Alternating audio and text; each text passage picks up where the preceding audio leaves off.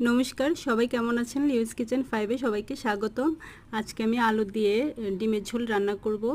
তো আলু নমস্কার, সবাই কেমন আছেন? লিওস কিচেন 5-এ সবাইকে স্বাগতম। আজকে আমি আলু দিয়ে ডিমের ঝোল রান্না করব। তো আমি একটা কড়াইতে তেল দিয়ে সেখানে আমি লবণ আর হলুদ দিয়ে হলুদের গুঁড়ো দিয়ে ডিমটাকে ভেজে নিয়েছি। একটা ব্লেন্ডারে আমি টমেটো কুচি দিয়েছি, পেঁয়াজ কুচি, রসুন কুচি আর কাঁচামরিচ কুচি দিয়ে ব্লেন্ড করে নিয়েছি। ভাপিয়ে রাখা আলুগুলোকে একটু ভেজে নিয়েছি। সেই তেলে আমি দারচিনি, এলাচি, লবঙ্গ আর তেজপাতা দিয়ে ফোড়ন দিয়েছি। কেটে রাখা মোটা মোটা করে পেঁয়াজ কুচিগুলো দিয়েছি, তারপর রসুন কুচি দিয়েছি।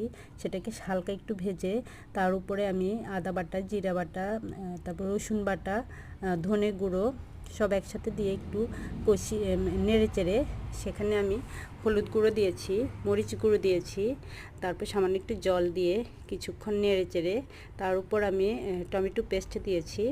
টমেটো পেস্ট দিয়ে কিছুক্ষণ কষিয়ে একটু লবণ দিয়েছি। তারপর যখন কষানো ভালোভাবে হবে সেখানে আমি ভেজে রাখা আলুগুলো দিয়ে দিব। আলুগুলোকেও কিছুক্ষণ নেড়ে চেড়ে পরিমাণ মতো জল দিয়ে দিব। তো জলটা আসলে ডিমের উপরে নির্ভর করে। তো আমি যখন জলটা একটু ফুটবে তার উপরে আমি ডিমগুলো দিয়ে দিয়েছি। আলুটাকে হালকা একটু ভেঙে দিয়েছি। যখন একদম মাখা মাখা হয়ে আসবে তখন আমি গরম মশলা দিয়েছি এবং নামানোর আগে কাঁচা